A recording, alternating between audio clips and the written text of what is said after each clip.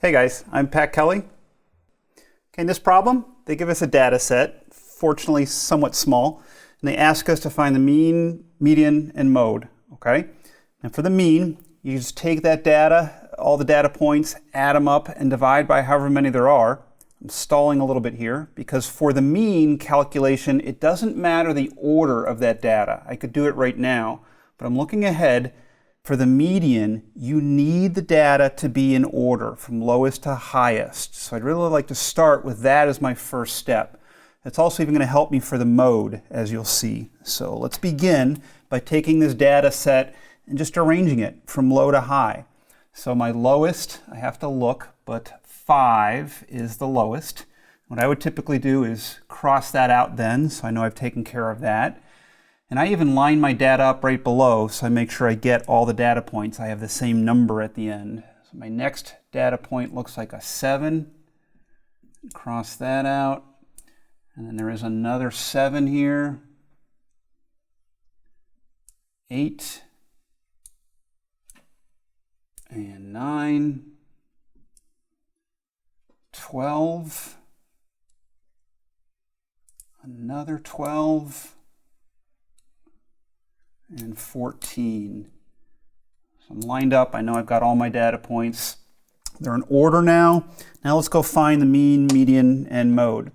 As I mentioned with the mean, you're just taking those data points and adding them all up. I told you it doesn't matter the order, so I'll just grab them from here.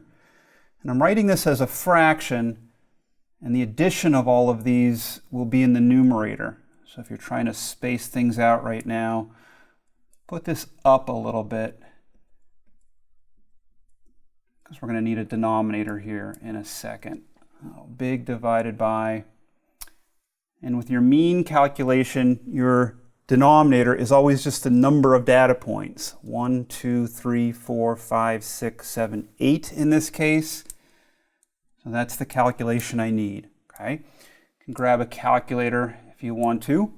We're adding these up, let's see, 14, 19, 20, 14, 19, 27, 36, 48, 60, 74.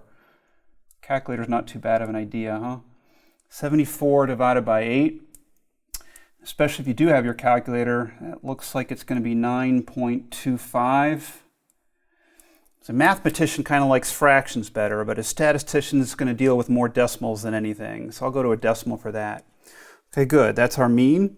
Now the median, this is why it was important to put the data in order first. Make sure you do that for median.